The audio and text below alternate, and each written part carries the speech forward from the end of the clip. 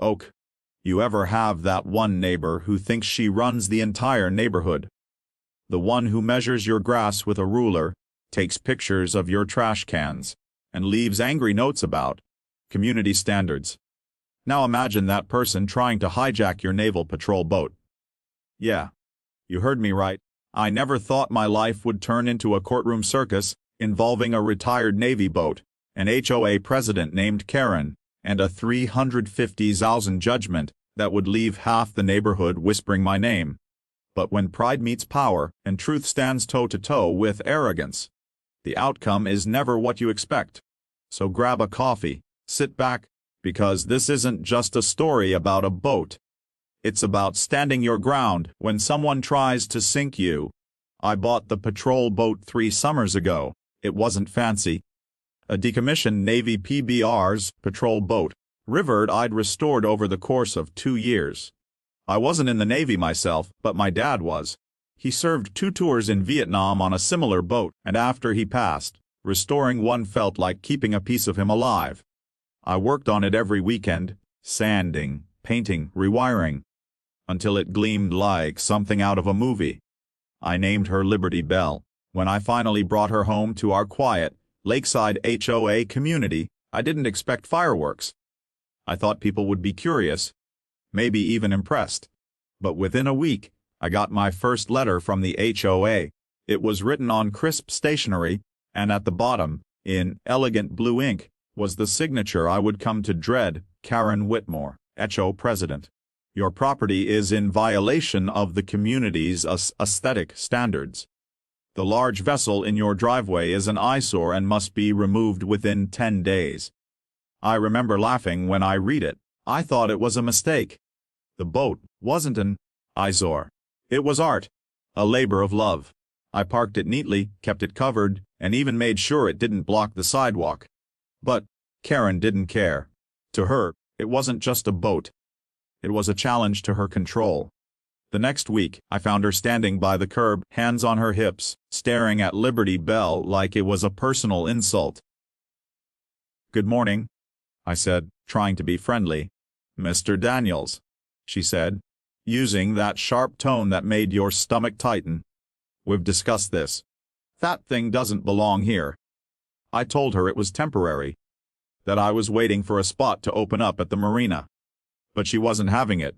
She smiled, thin and cold. "Either it goes, or we'll have it removed for you." I didn't know then how serious she was. 2 weeks later, I came home from work and my boat was gone. The driveway was empty except for a few muddy tire tracks and a note taped to my mailbox. The HOA has exercised its authority under Section 4A. You may retrieve your vessel after paying removal and storage fees. I saw red. My hands shook. I called every number I could find. The HOA office, towing companies, even the sheriff. It turned out, Karen had personally arranged for a private contractor to tow Liberty Belle off my property. The problem was, they damaged the hull dragging her down the street. The stern rail was bent, paint scraped off. Thousands in damage. I drove to the impound lot that night. The guard looked at me like I was crazy when I explained the situation. "Sir," he said, "this thing's registered as a historic vessel. They can't just tow it without a court order." That's when I realized something. Karen hadn't just crossed a line. She'd jumped over it and set it on fire. The next morning, I filed a police report. I also reached out to a lawyer. A quiet, no-nonsense guy named Thomas Avery who'd been in the Navy himself. He listened, took notes, and then said words that lit a spark in me. "Let's see how she likes it when we play by the rules." And that's how it started. The legal war that would turn our peaceful lakeside community into a battlefield of pride, justice, and one woman's obsession with control. I didn't know then how deep it would go, or that by the end, a judge would drag her into a courtroom and hit her with a $350,000 judgment. But as I looked at the scarred hull of my father's boat that night, I made a promise. No one, not even Karen Whitmore, queen of the HOA, was going to take Liberty Belle from me again. I didn't sleep that night.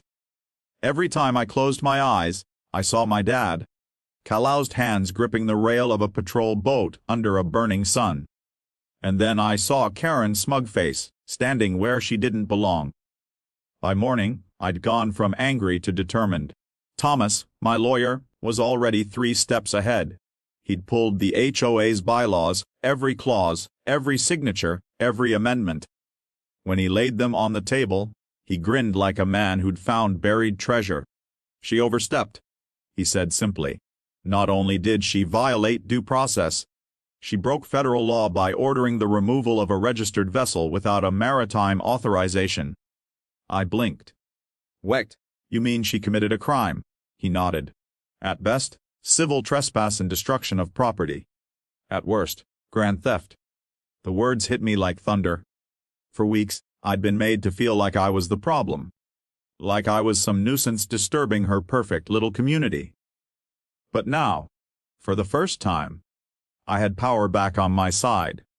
The first court hearing was surreal. I walked into the small, town courtroom, the kind that smelled faintly of old wood and disinfectant. Karen was there, sitting with her lawyer, her posture straight as a ruler, lips tight like she was holding in a smirk. She didn't even look at me. Her attorney spoke first, polished, rehearsed. He painted me as a troublemaker who knowingly violated community guidelines and refused multiple opportunities to comply. When it was our turn, Thomas stood up, calm and steady. He handed the judge a file. "Your Honor," he said, "inside you'll find registration documents proving Mr. Daniel's vessel is a federally protected historical asset under maritime preservation law.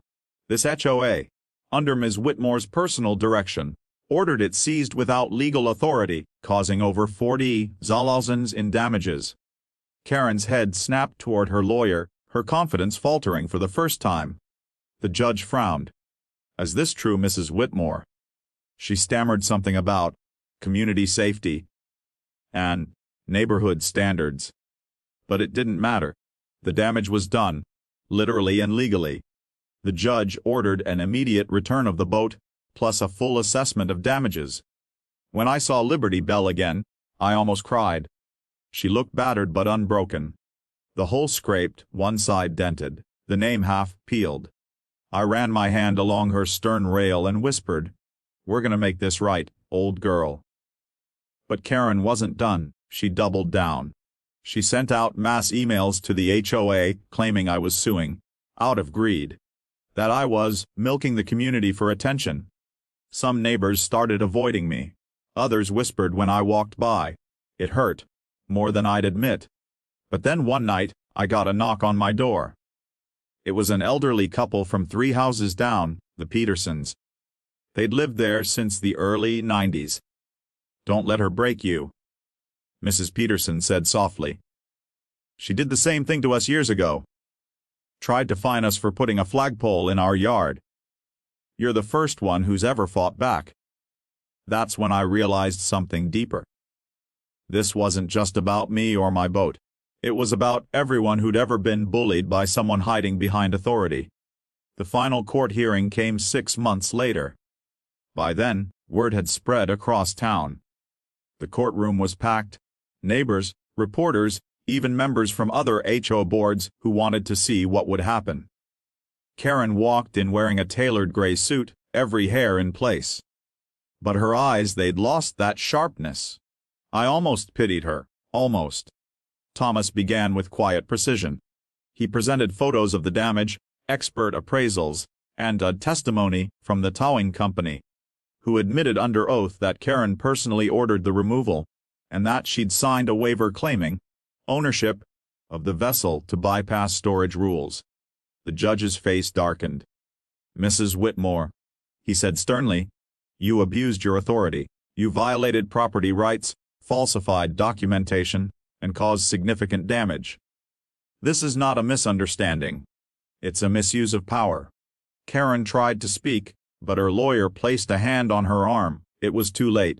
The judgment came swiftly, $350,000 in total damages and legal fees, personally payable by Karen Whitmore, not the HOA, her. The room went silent. I remember the sound of the gavel striking wood, 3 clean knocks that felt like thunder rolling through my chest. Karen's face went pale. She stood, trembling, whispering something about unfairness and intentions. The judge simply said, "Intentions don't excuse violations, Mrs. Whitmore. Actions have consequences." Afterward, I stepped outside into the bright afternoon sun. The Petersons were there. A few neighbors who'd once avoided me came over and shook my hand. One even said, "Wes, you showed her who really owns the lake." But honestly, it wasn't about winning. It was about reclaiming what was mine. My father's legacy, my dignity, my peace. That night, I stood by the dock, the water rippling under the moonlight. I'd spent weeks restoring Liberty Bell again, repairing every dent, repainting every inch. When the engine finally roared back to life, I could almost hear my dad's voice in the wind. Proud, steady, telling me, "You did good, son." I smiled. For the first time in months, I felt free. Karen moved out a few weeks later. Rumor has it she tried to start over in another community, but the judgment followed her. A mark of what happens when arrogance tries to bulldoze truth. As for me, I still take Liberty Bell out on the water every Sunday morning. Sometimes neighbors wave from the shore, kids ask for a ride, and I tell them stories about honor, patience, and standing tall when it feels impossible. Because at the end of the day, the real victory wasn't in the courtroom. It was in proving that no one, not an HOA, not a title, not a bully, can steal what's built on love, legacy, and a little bit of courage. And as the sun rises over the lake, the name on the hull shines again, Liberty Bell. A reminder that freedom, once fought for, must always be protected.